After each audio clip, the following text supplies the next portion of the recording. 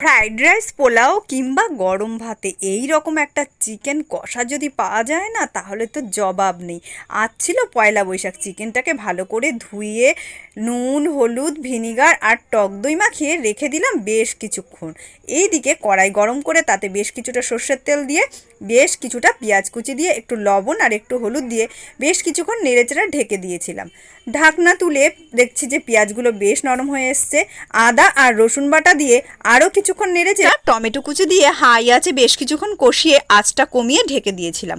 ঢাকনা তুলে ম্যারিনেট করা চিকেনগুলোকে দিয়ে বেশ কিছুক্ষণ কষিয়ে নিয়ে লঙ্কার গুঁড়ো, জিরের গুঁড়ো দিয়ে আরও একটু কষিয়ে নিলাম। এভাবে কষানো হয়ে গেলে চারমগজ, পোস্ত আর কয়েকটা কাজু নিয়ে একটা পেস্ট তৈরি করেছিলাম, সেই পেস্টটা অ্যাড করে দিলাম। আরও একটু কষিয়ে গরম মশলার গুঁড়ো দিয়ে আর মশলার বাটিটা ধুয়ে বেশ কিছুটা জল দিয়ে কিছুক্ষণ ফুটলে একদমই গাঢ় হয়ে যাবে, তখনই নামিয়ে নিতে হবে আর রেডি হয়ে যাবে চিকেন কষা।